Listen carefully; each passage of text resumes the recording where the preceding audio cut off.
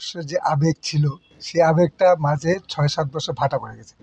নববর্ষ আসলেই সকলে কার্ড কেনা, গিফট দেওয়া, সে প্রচলনটা অনেক আগে থেকে চলছিল। মাঝে মোবাইল আসার পরে গুগল, ফেসবুক এগুলি আসার পরে ওই ভাটা, ওই জোয়ারে কিছুটা ভাটা পড়েছে এখন।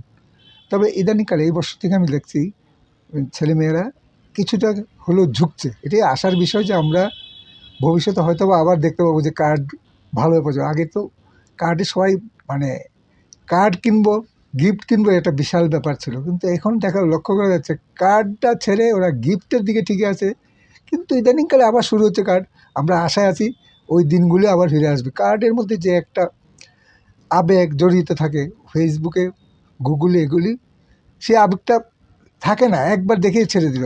এমন অনেক কাস্টমার আছে আমি দেখেছি যারা 15-20 বছর আগে কার্ডও এখনও সংরক্ষণ করে রেখেছে। ওদের কাছে কার্ড ব্যাপারটা আলাদা ফ্লেভার ছিল। এখন দেখতে পাচ্ছি আবার হয়তো বা ইয়ং জেনারেশন কার্ডের দিকে কিছুটা ঝুঁকছে। সে আশায় আমরা থাকবো। কিরকম চাহিদা রয়েছে এবছর? এই বছর দেখলাম গত 4-5 বছর তুলনায় এবার কিছুটা ভালো চাহিদা। যা কার্ড এসছে আমার মোটামুটি শেষ হয়ে গেছে, কারণ আগরতলা শহরে দুঃখের ব্যাপার, আমি ছাড়া আর কেউ কার্ড বিক্রিই করে না, সবাই বন্ধ করে দিয়েছে। দেখলাম যে এই বছরটা দেখলাম যে আবার সেই দিনগুলো ফিরে আসছে কিছুটা, যা কার্ড ছিল মোটামুটি শেষের পথে। এ মানে গত 5-6 বছর তুলনায় এই বছর কিছুটা ভালো, সেই আশায় থাকবো নেক্সট ইয়ারের জন্য। কিরকম দাম রয়েছে কার্ড?